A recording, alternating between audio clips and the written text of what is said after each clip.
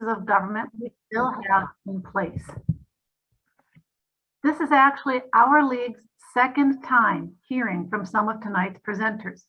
About 6 years ago, we heard from the LWV Illinois Electoral College Committee. It was an amazing discussion, and the topic is more important now than ever. So we thought we would call them back for a repeat performance and an update. Our experts are Joyce Williams, founding member of the Interleague Electoral College Committee, and Kaylee Dancer from the National Vote. Joyce Williams is a founding member of the Electoral College Committee of the League of Women Voters. In that role, she has presented the League's position on the Electoral College to many organizations, including successful caucuses at the LWV-US conventions in 2018 and 2020. Joyce is a member of the LWV of the LaGrange area, where she has served as Director of Voter Registration. Kaylee Dancer is from Fort Wayne, Indiana. She is a member of the League of Women Voters, and she serves on the Education Committee and Advisory Board for Count Us In, a voting rights organization in Indiana. Kaylee has a passion for photography, which she uses to spread awareness and to advocate for social justice and human rights. With that, I will pass it off to Joyce for her presentation. Joyce?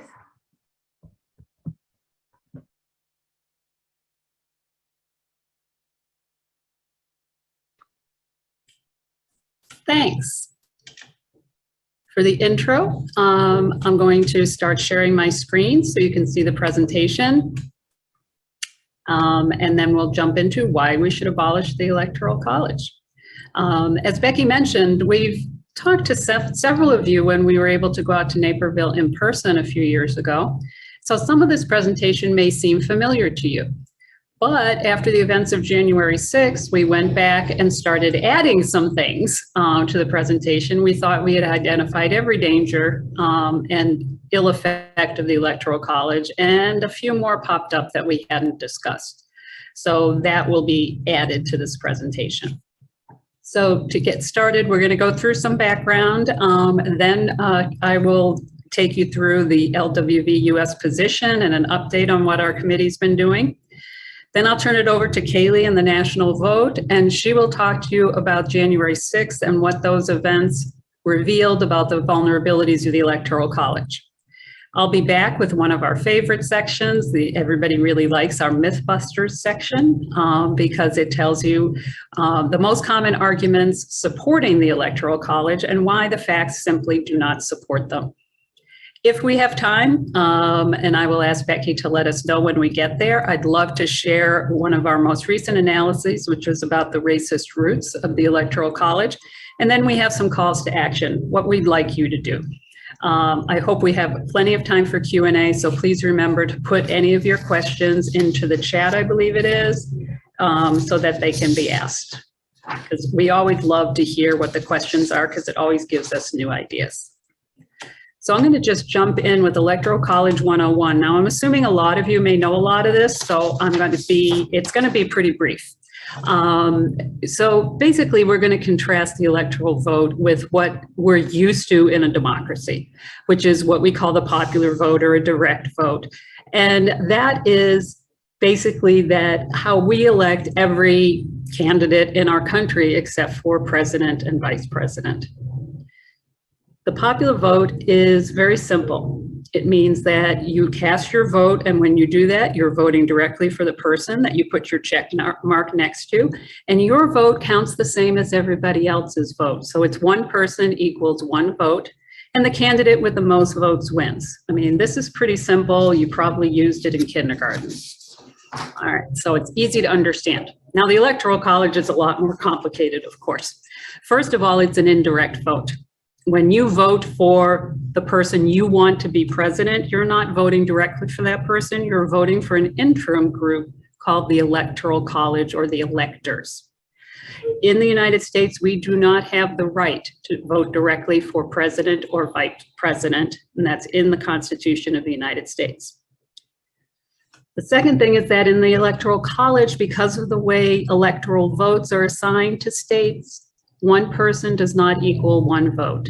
Your vote carries more or less weight depending on the state that you live in. And if you switch states, your power could go up or it could go down depending on where you came from and where you go. And the candidate with the most votes may or may not actually win. So a candidate can win the popular vote and still lose the election. So just briefly about each of those 3 points. First, it's not surprising that a lot of people don't realize that they're not voting directly for the presidential candidate because it doesn't show up on the ballot anymore. Once upon a time, a lot of states showed ballots like I show here from Arizona in 2016, where you can see that the presidential electors are who you're voting for, and it organizes them, gives you their names, and it tells you the candidate that that person has pledged to vote for. Only 8 states currently do this. The rest of the states are the way it is here in Illinois on the right, where it looks like if I check this, that I'm voting for, let's say, the Green candidate, Howie Hawkins and Angela Walker for vice president. But in fact, I'm not voting directly for them, I'm voting for their electors. And the idea that one person does not equal one vote, which is very troubling about the Electoral College, basically happens because of how electoral votes are assigned to the states. Each state gets one vote for each member that they have in Congress. So that's one vote for each of their members in the House of Representatives, plus 2 votes for one vote for each of their 2 senators. So because of that, for example, you can see here in our largest state in California, one elector represents 712,000 people. But over in Wyoming, our smallest state, one elector represents only 195,000 people. So another way to look at this map is that one voter in Wyoming has over 3.5 times the weight of one voter in California. So on the right, you can see color designations for who has the most voting power per person and who has the least. So you can see the states that are in white have the least voting power, and the darker the green color, the more voting power. It's a clear violation of the fundamental democratic principle of one person, one vote.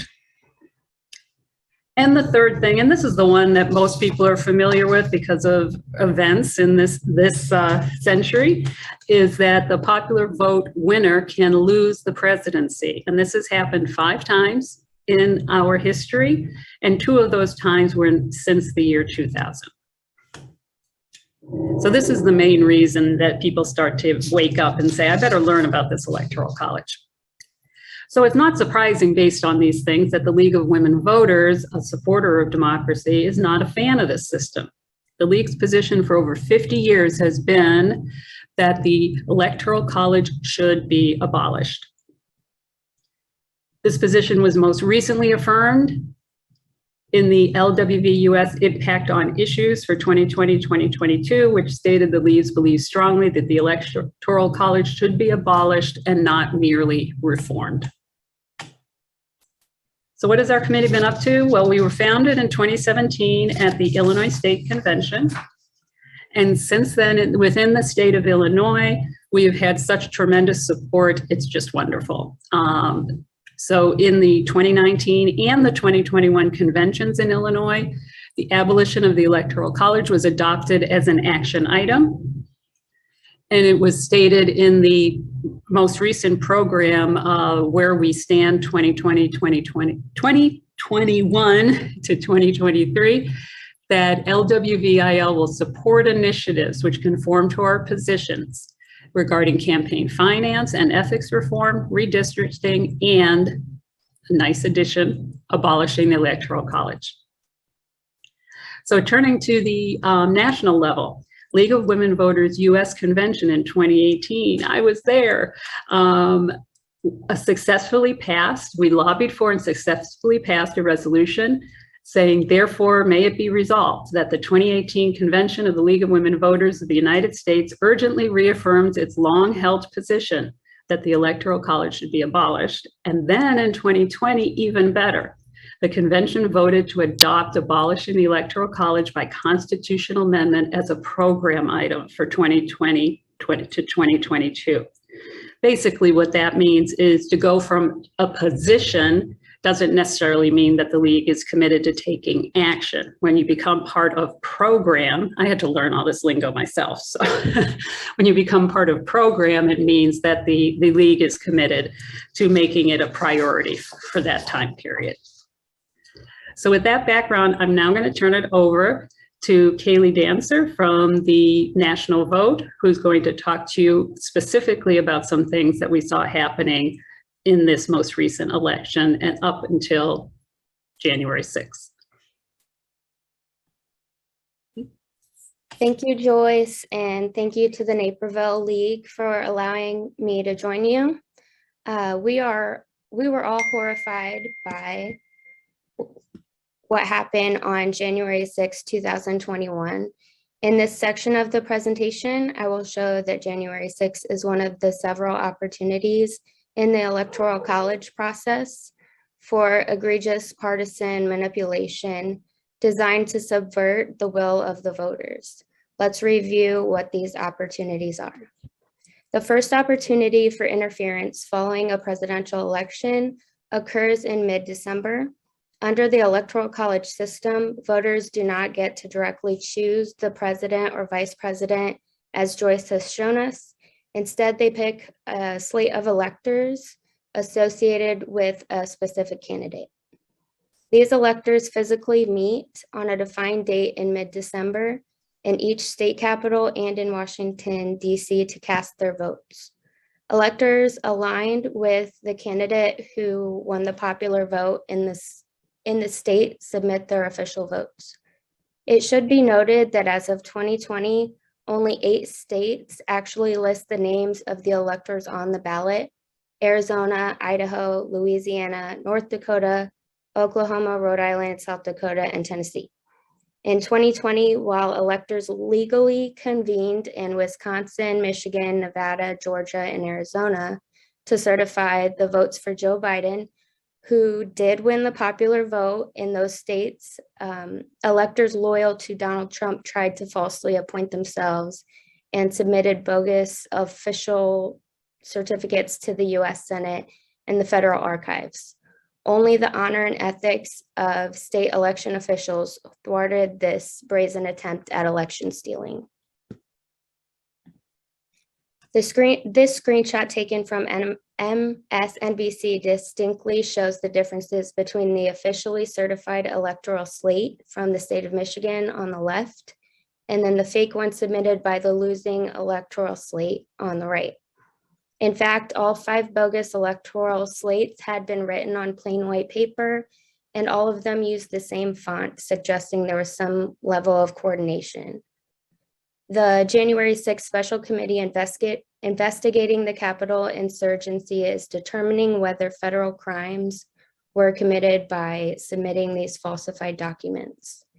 The committee is gradually revealing that the orders to carry out these acts can be traced to the highest levels of the Trump campaign, according to reporting. The next opportunity for mayhem falls broadly within the period between the election in early November and the inauguration on January 20th. Partisan officials can sue to overturn results in a state's presidential election. This happens with remarkable regularity. In 2020, 63 lawsuits, all of them filed by the losing Trump campaign, were brought before state and federal courts, including the US Supreme Court. These suits spanned a number of categories, including alleged irregularities in election processes, absentee voting, the placement of ballot drop boxes, and vote certifications, among others.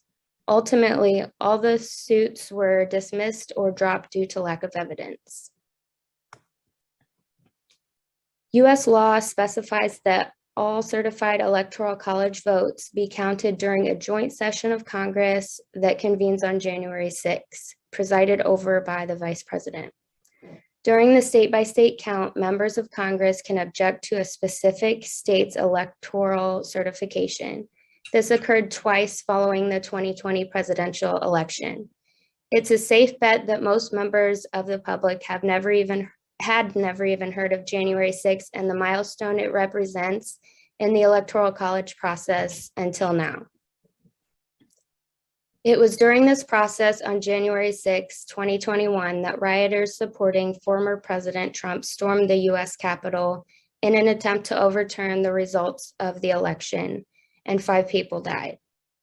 After order was restored later that evening, the joint session of Congress reconvened and completed the process of counting each of the official 51 electoral slates. They completed their mandated task in the early morning hours of January 7th. These opportunities in the process for malicious and anti-democratic political manipulation are what drive the national vote in its missions to dissolve the obsolete and precarious Electoral College mechanism. And now just a few words about electors, a kind of middleman that separates the voters from their choice for president. The US Constitution leaves it to the state legislatures how they may choose electors. The Constitution does prohibit an elector from being a federal office holder. Until the 1800s, state legislatures appointed electors, and nowadays it's common for the electors to be chosen through their state party apparatus. Electors are chosen usually as a reward for their loyalty and/or service to their party, and often consist of party insiders. Electors must pledge to vote for their party's presidential ticket. A majority of states have laws mandating this. The US Constitution is silent regarding how an elector must vote.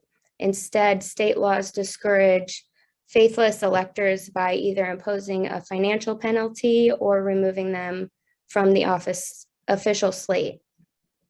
Interestingly, in 2016, several electors were disqualified and replaced, and some were fined for failing to vote as pledged. And it'll go back to Joyce. Thank you, Kaylee. It always breaks my heart when I see some of those images from January 6th. Not how any of us would like to view our country. So now I'm going to share as I said, the myth-busting section. As soon as the emergency vehicles get finished. Sorry, I live down the street from an emergency room, and something's going on because tonight has been very busy, but I haven't seen anything on the news yet about what it is. All right, so you've already heard about several of the problems with the Electoral College, but you've probably already heard some of the people when you say, I'm not a fan of the Electoral College, or we should abolish the Electoral College. They'll say, yeah, everything you're saying is true, but here's why the Electoral College is important, why it makes sense. So we're going to walk through these most common myths one by one. I think I've got about 6 of them in here. And I wanted to say these aren't fringe comments. These are the things that if you read comments online, if you look at op-eds, letters to the editor, these are the defenses of the Electoral College that are most commonly stated. And the number one is, if we didn't have the Electoral College, our presidents would be chosen by a couple of big states like California, New York, and Texas. And the fact is that if you just look at population statistics, this just isn't true. In fact, if you take the total population of the 6 largest states, so that's California, Texas, Florida, New York, Pennsylvania, and Illinois, and add them all up, that only represents 41% of the United States. Looking at it in another way, if every voter in every one of these states voted for the exact same candidate, and every voter in every other state voted for some other candidate, other states win. There aren't enough people in those large states to decide on their own who the president will be. So then the fallback position from that is, okay, well, I'm really talking about the big cities. It's the biggest cities that would choose the president if we didn't have the Electoral College. So let's go back to actual statistics, because this one holds up even less. The combined population of the 100 biggest cities in the United States, which gets you down to some pretty small cities, makes up only 20% of the US population. And the top 10 cities, which are the ones you usually think of as the biggest, you know, like New York and Los Angeles and Chicago and Houston, et cetera, that makes up only 8%. So once again, there's no way that the voters from the big cities could dominate and rule and decide who is going to win the presidency in a popular vote. The other thing that we hear about states is that the smaller, less populated states need the protection of the Electoral College to make sure that their interests are represented by the president. In other words, that the small states need a little boost or they'll just get ignored all the time. So again, let's look at that. What do we mean by small states? Well, first of all, there isn't a small state or large state interest that needs protecting. All of our states have diverse interests and diverse populations. So it's a fallacy to say that when a state goes red or blue, that this represents the whole state. Every state has a diversity of people. In fact, you know where a lot of farmers live? A lot of them live in California and Texas, two of our biggest states. Do you know where computer programmers live? A bunch of them live in Maryland. I know a few, and that's not a very large state. So there's a variety of people within every state. And the great political battles are really based on things like economic interests, opposing ideologies. It's not between larger states and smaller states. There's no coherent small state interest. And you know what? Small states don't vote as a bloc in Congress, and their citizens don't vote the same way for president. In fact, if you look back at the election of 2016, you can really see this. So we took the smallest 16 states and looked at who they voted for. And 8 of them went for Clinton and 8 of them went for Trump. It was an exact split. And if you look at the largest 16 states, you see the same thing. 7 of them voted for Clinton and 9 of them voted for Trump. So it's pretty much a 50-50 interest. Small states don't always necessarily have a lot in common with other small states. So again, there's no coherent small or large state interest that needs protecting. And so then it just gets vague. Without the Electoral College, candidates would just ignore a bunch of states. A bunch of states would just be completely ignored, and we need the Electoral College. Well, in fact, it's the Electoral College that encourages presidential candidates to ignore the vast majority of states and the vast majority of people. And that's because of something we've all heard about, swing states.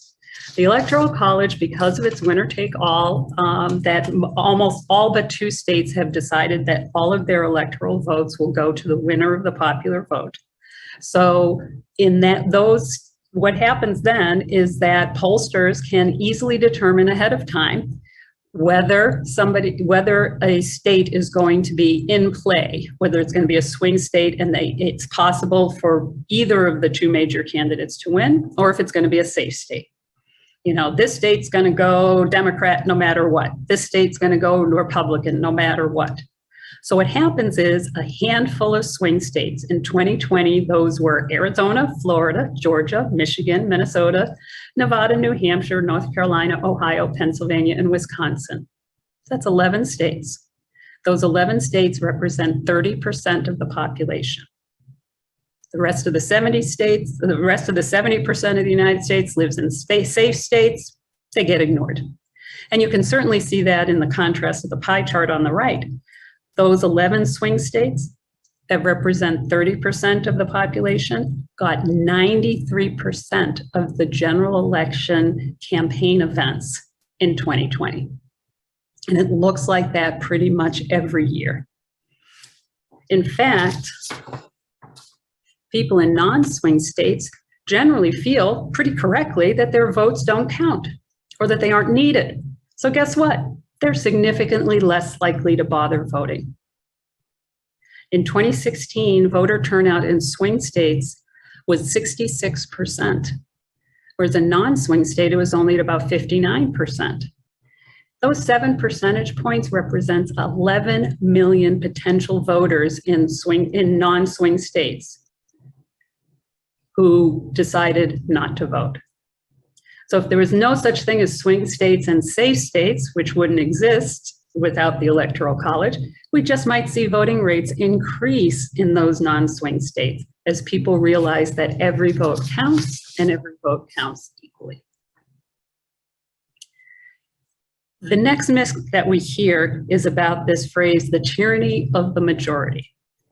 And so the supporters of Electoral College will say that the Electoral College protects the rights of minorities from the tyranny of the majority.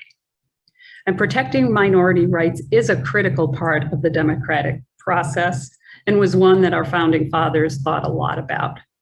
And in fact, 2 out of our 3 branches of government are designed to ensure the protection of minority rights. And those are the court system and the US Senate. In the courts, their role is to ensure the constitutional rights of an individual are not violated by any government organization. And the second is in the Senate, where every state, regardless of the population size, gets 2 representatives. So Wyoming gets heard just as loudly in the Senate as New York or California, even though a lot more people live in New York and California. And the other thing, just on a practical level, we don't protect minority groups by giving them outsized voting power. We don't say you're in a minority group, say you're African American, that's in a minority group that has been, whose rights have been violated over time. So therefore, every African American, instead of counting your vote counting once, it'll count twice. Now, there would be an uproar if that happened. That's already what's happening, in essence, in the Electoral College. So our president should represent the interests of all Americans, not just Americans in certain states. This number 5, and this is where people get really frustrated and they say, you're only saying this because you're a Democrat. And there's an assumption that abolishing the Electoral College will just benefit Democratic candidates. So to bust this one, we're going to look at the 2004 presidential election. Remember, that was Bush and Kerry. So here's how the Electoral College map looked at the end of the 2004 election. Bush had 286 electoral votes coming from the states marked in red, and Kerry had 251 electoral votes from the states marked in blue. And Bush received about 3 million more votes than Kerry. So this was not a situation where the popular vote and the electoral vote were different, they were the same. But if there was just a difference of a few votes in a few states, look how close it came. Now I'm going to switch this map. Can you find the difference? Good luck. The only thing that changed was Ohio. If John Kerry had received 119,000 more votes in Ohio, he would have won the Electoral College, 271 to Bush's 266, even though George Bush would still have received about 3 million more votes.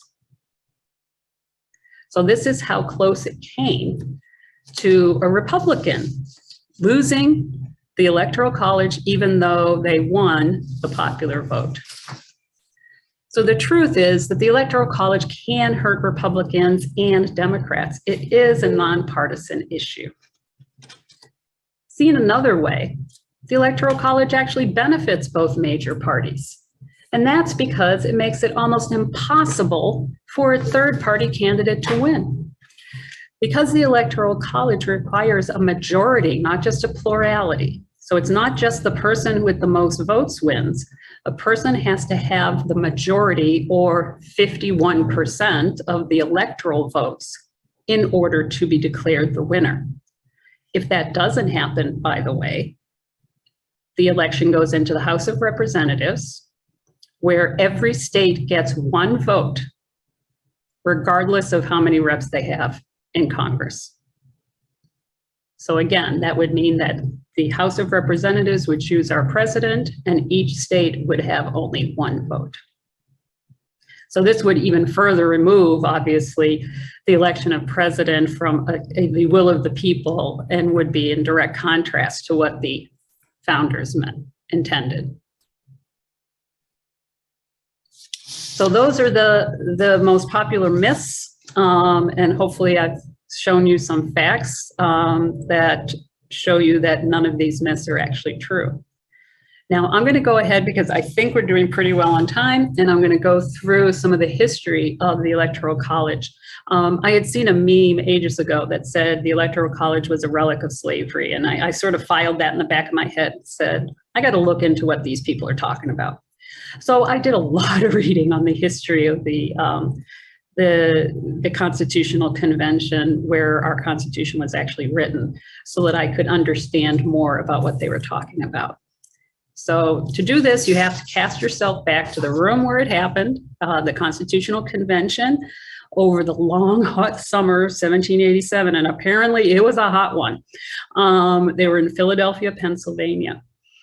The American rebels had just won their freedom from England, and we needed a constitution. Before that, we just had sort of this confederacy, and everything wasn't determined yet as to how the country was going to be run. Everybody knew that George Washington was going to be the first president, but they needed a system for the entire country. So they got together. Each of the original 13 states could send delegates, and all of them did. The one holdout was, in fact, Rhode Island, because they thought they were so small that no one was going to pay any attention to them. So they wouldn't even send a representative. They're a little, they were a little cranky. So there were 55 total delegates. Some people came and went. There were illnesses, et cetera. And they represented 12 of the original 13 states. So a lot of the big rock stars of the day were there. George Washington was there, Ben Franklin, James Madison, John Adams, Alexander Hamilton, and others whose names were famous at the time but have faded throughout history. So they had to decide what this new national system of government was going to be, including one of the biggest issues, how to elect the president. Now, it turned out that one of the biggest and most divisive issues at that convention was slavery. And when you read the original notes and reports from the time, sometimes it's hard to figure out that's what they're talking about, because they tended to talk in code. It took me a while to figure out some of the code. So before the convention, just like those myths we were talking about, there was an assumption that the big battles were going to be between the big states and the small states. Virginia was so much bigger. It was the California of the day. It was huge compared to all the others. And you can see down at the bottom, Georgia, Rhode Island, Delaware, they were pretty tiny. So there was a big spread in the population of the colonies. And the idea was that there was going to be a big battle between the two. But about halfway through the convention, James Madison wrote, "It now seems to be pretty well understood that the real difference of interest lies not between the large and the small, but between the northern and the southern states. The institution of slavery and its consequences form the line of discrimination."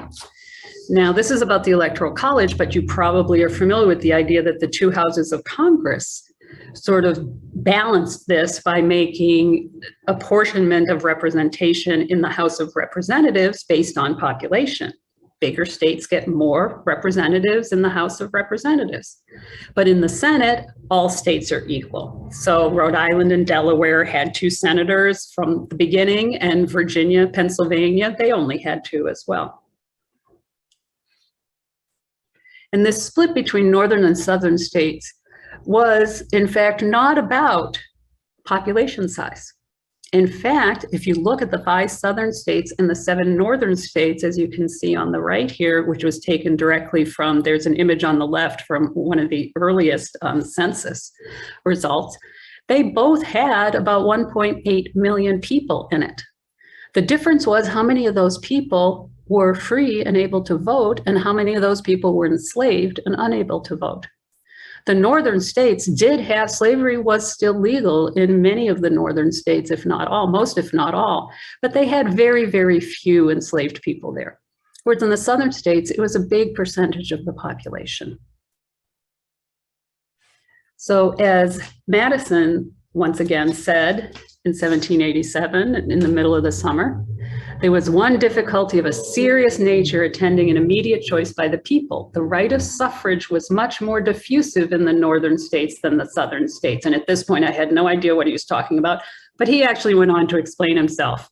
Said the latter, the Southern states, could have no influence in the election on the score of the Negroes. The substitution of electors obviated or got rid of this difficulty and seemed on the whole to be liable to the fewest objections. So, as many people have read, the Electoral College was the first choice of pretty much nobody, but a second choice that everybody could kind of live with. And in fact, it was one of the very last things that they decided, because they kept putting it off and putting it off because they knew it was going to be a big battle. So it wasn't the first idea that they came up with. That was that Congress would vote, just like they do in British Parliament. But they rejected that. They really thought separation of powers is important, and they really were worried about corruption in the Congress. The second idea was that the people should choose the president, but it had a lot of problems with that as well. They worried about large distance, lack of communication, the voters would be ill-informed. But the other big reason, as we've already said, was about slavery and the idea that the Southern states felt like they needed to have more power based on the fact that they had all of these people there, even though those people were not free. So the Electoral College sort of got in through the same 3/5 clause that was used to determine representation in the House of Representatives. And that was the idea that each enslaved person would count as 3/5 of a person for the purposes of determining the representation in the House of Representatives. So then that would get carried right over into the Electoral College, which was based on the size of your state's delegation in the House of Representatives. So everybody sort of said, yeah, they held their noses and said, I guess this is something we can all agree on. And if you're wondering why the Southern states had so much sort of power to do this, it was because it was so important to the 13 colonies that they all together formed the same state, and it was the same country. And it was not a given that the Southern states were going to be part of this, that they were going to include themselves with the Northern states rather than become a separate nation. And of course, we knew that the issue of slavery did lead to a civil war a few decades later. So the next era that I want to talk about is Reconstruction, because the Electoral College was also very involved in the Reconstruction era ending the Reconstruction era after the Civil War. So during those years, which is basically 1865 to 1877, there was a brief period where African Americans in the South were given full rights as citizens that were protected by the presence of federal troops in the South. So that for the first time, Black people could and did line up and cast their votes. And Black people were elected to Congress, as you can see on the right there in the 41st and 42nd Congress of the United States. So this was a period that was designed, nobody expected that at the end of the Civil War, you just wave a magic wand and boo, everybody would be free. They knew that this had to be enforced, and that's why federal troops were there to do that. So that was going on until the election of 1876, which was just a mess. Probably, in some ways, the worst mess of an election that we've ever had. Some of the records are a bit murky, but here's what happened. So Republican Rutherford B. Hayes was running against Democrat Samuel Tilden. And it seems, based on records from the time, that Tilden actually won the popular vote. But when they went into the Electoral College, there was allegations of voting fraud, and 4 states, both sides, claimed victory. Sounds kind of familiar to what happened recently. So as a result, Tilden did not get a majority in the Electoral College, which means it was supposed to go to the House of Representatives, but nobody wanted to do that. So instead, there was some kind of backroom compromise. And they set up a commission. The commission couldn't decide. It was a big mess. So finally, they came up with a deal. And this deal was that Rutherford B. Hayes would be installed as president if the federal troops were removed from the South. So it was because of the Electoral College and the confusion and the mess that it causes that federal troops were removed from the South. And so the rights of African Americans were no longer being enforced, which instantly led to the Jim Crow era, which lasted from 1877 until 1965, and the Civil Rights Act. So again, it was the Electoral College that ended this era. So that's what I learned about the history of the Electoral College and its racist roots. So next, I'm going to talk just briefly. Most of you probably know how the Constitution gets amended, but in case you don't, first of all, I want to say the other thing that I hear all the time, oh my gosh, is constitutional amendments never happen. Well, they do happen. In fact, they've happened 27 times.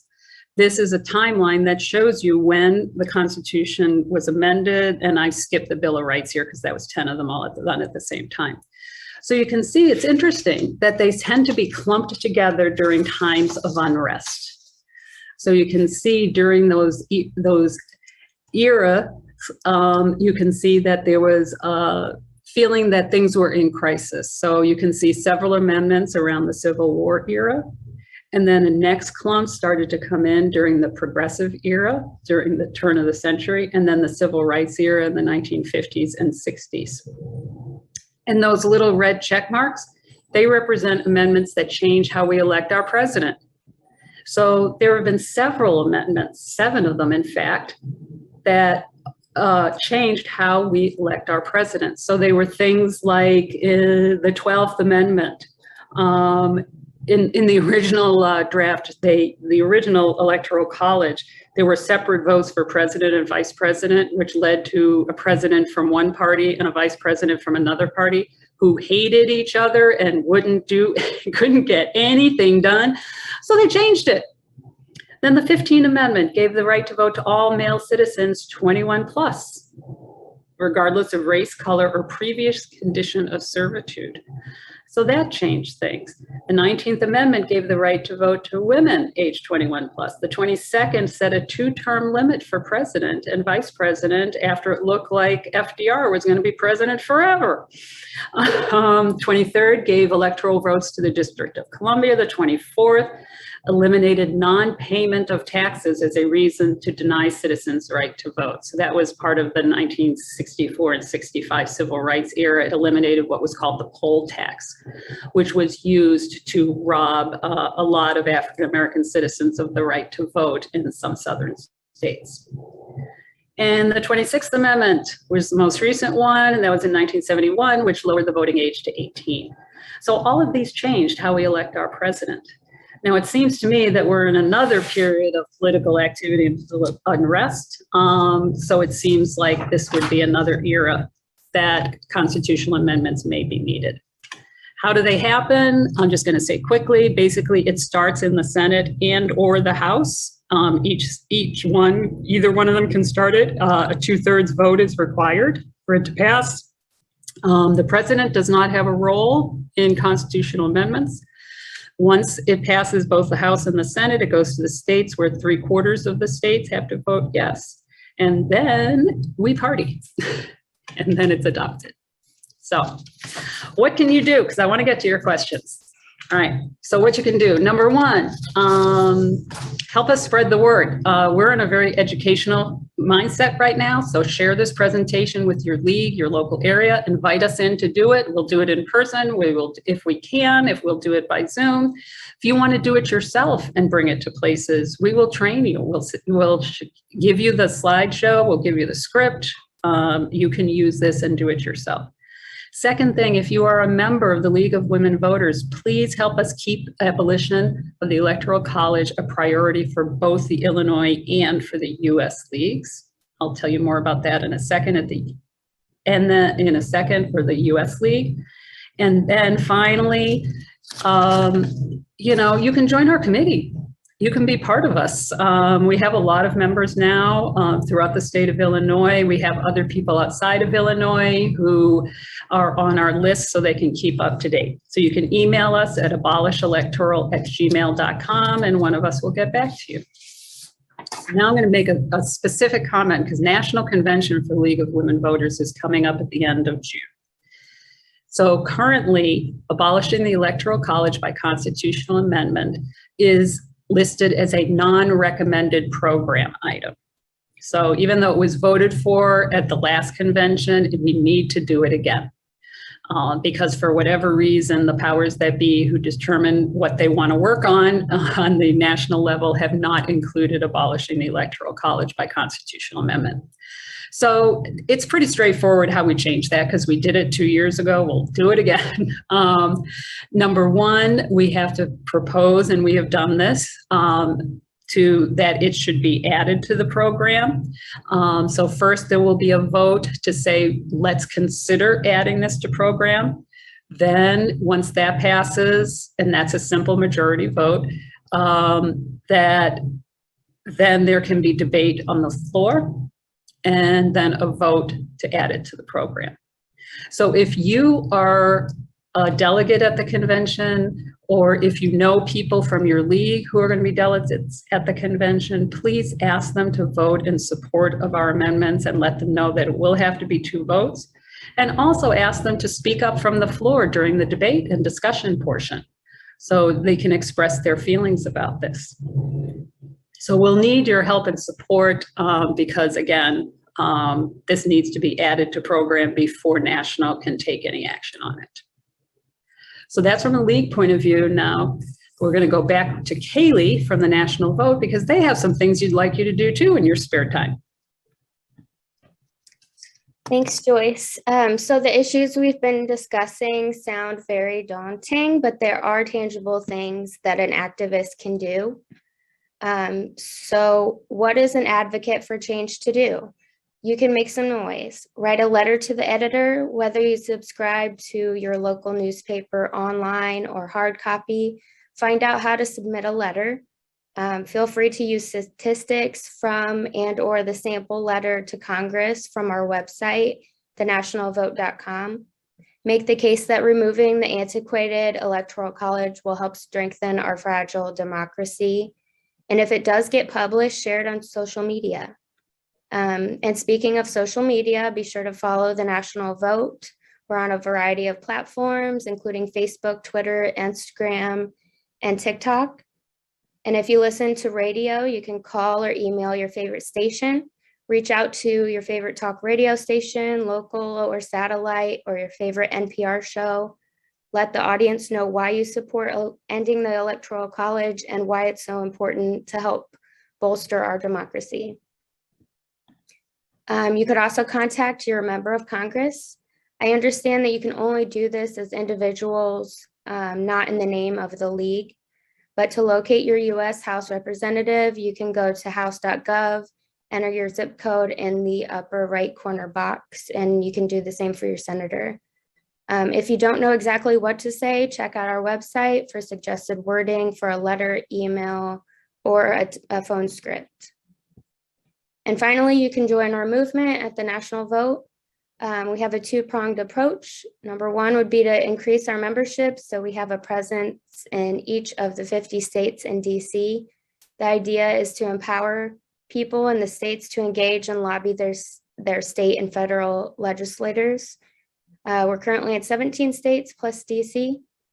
And number two, begin the process of educating people, such as through this presentation.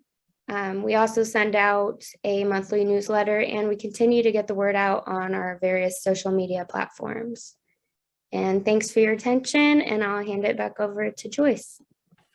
Okay, I think we're ready for the Q&A, which is the best part, most fun for us.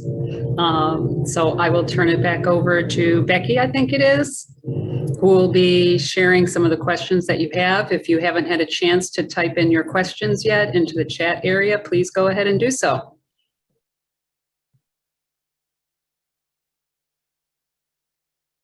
Okay, Becky. All right, the first question we have is from Elaine. Currently, the electoral votes for Illinois are cast for the winner in that state. If we switch to popular vote, will the winner get all the votes? No. If you if we switch to the popular vote, every person in Illinois' vote would count. So if, you know, I don't know the population of Illinois off the top of my head, I'll go to California. For example, California, which is a very large state, has something like 7 or 8 million registered Republicans there. And all of those votes end up in the trash because all 55 of their electoral votes go to the winner, which is usually the Democratic candidate. So no, what it means is that in every state in the union, their votes would be apportioned based on how individual people voted. And I can't imagine any state in our country where 100% of people in the state would choose the same candidate. I just can't see that happening. There's a variety of opinion everywhere I go. Joyce, do you want to stop sharing the screen so people can see? Yes, that would be a great idea. Thank you. I was ignoring it. Okay, Joyce, the next question I have for you, can you tell us about the National Popular Vote Interstate Compact? Yes, the National Popular Vote Interstate Compact is an idea that came up after the election of 2000. And this is because, to get into the weeds of the Electoral College and how it works, the states have total power as to how to, the states have, legislatures have total power to determine how to use their electoral votes. And so, as you may have heard when Kaylee was talking about some of the history, at one time, very, very early on, there was no such thing as a popular vote for president. The individual legislators just got together and decided, this is who we want to support for president, and they sent electors matching that. But what that means, because that vote is that those rules are still there in the Constitution and nothing has changed them. So that it means, for example, let's pick the state of Massachusetts. A state like Massachusetts can say, we are going to send all of our electoral votes for the person who wins the popular vote nationally. Okay? So you're from Massachusetts, your state has gone and voted for the Democrat for decades upon decades. But in this election coming up, they vote for the Democrat once again, but nationally, the Republican wins the popular vote. So Massachusetts would send all of its electors to vote for the Republican. So I hope I haven't confused you. So what is happening, and this has been going on since the year 2000, is that some states have already signed on to this compact. Now, most of you, I'm guessing, are from Illinois, and most of you probably don't know this, but Illinois signed on to this compact quite a while ago. And in fact, enough states, I think it's states representing about 170 electoral votes, have signed on. Now, there have been moves in some of those states to sign off again. And then there are moves in other states, like Wisconsin has been pushing that they are trying to get Wisconsin to sign on to this. So this compact doesn't take effect until the states representing the majority of Electoral College votes have signed on. So that would be 270 total electoral votes. So it's not there yet. The league supports it as an interim position, as an interim step until we can abolish the Electoral College. Whether it could succeed or not, I can't tell you. Whether it'll have legal challenges, I promise you it will, because everything gets challenged in the courts. I'm not an expert on it, but what it does not do is it does not get rid of the Electoral College system. It just changes it. So the vulnerabilities that we see in the Electoral College would still exist. The fact that some states will be signed on to this and other states won't, in my personal opinion, adds to confusion about our elections, and people are already going, what the heck is going on?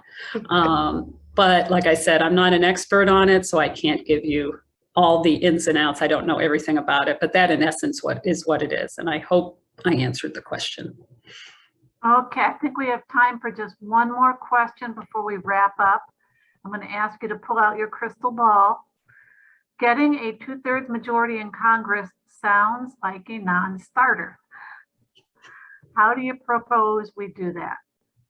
I don't think I agree. It's not something that's going to happen overnight, and I don't think constitutional amendments should happen overnight. It's a big change. I know we've done it 27 times since the Constitution was written, but it's not something that should be undertaken lightly. So I do think that it has to start as a grassroots movement, and it has to start with educating people about the Electoral College, about how it works, about the problems with it, about the myths that are about, around there. So I think it needs a strong educational campaign. And then I personally want the league nationally to take it up, because then we can start talking to senators and representatives individually. There are many of them, including some Republicans in the past. Richard Nixon actually said that he wanted to get rid of the Electoral College for a while, because the 1968 election, that was one that almost ended up in the House of, well, there was a fear that was going to end up in the House of Representatives because there was a strong third-party candidate. And, good old Dick Nixon was not a fan of that. So it's certainly true that, more Democratic representatives currently will speak in favor of a constitutional amendment to abolish the Electoral College, and not as many Republicans will say that. But I also know, having spoken to some Democrat and Republican people, that there are Republicans who feel that way personally, but they're terrified to say it out loud. And then there are a lot who are just opposed to it. There are some Democrats who are opposed to it as well. So I think it has to start with education. I don't think that it's a short-term, quick win. I think it's something that's going to take time. Thank you, Joyce. Well, educating voters is half of League's mission. The other half is defending democracy. So we certainly believe in educating voters. I would like to thank Joyce and Kaylee for their time tonight. We appreciate you very much. Thank you. And thank you to the attendees. This event has been recorded and it will be available on our YouTube channel. Join us again Wednesday, June 8th at 7 p.m. for our next event, a discussion on how and where to vote in the June 28th primary elections with our voter service chair, Ann Matthews. Thank you and good night.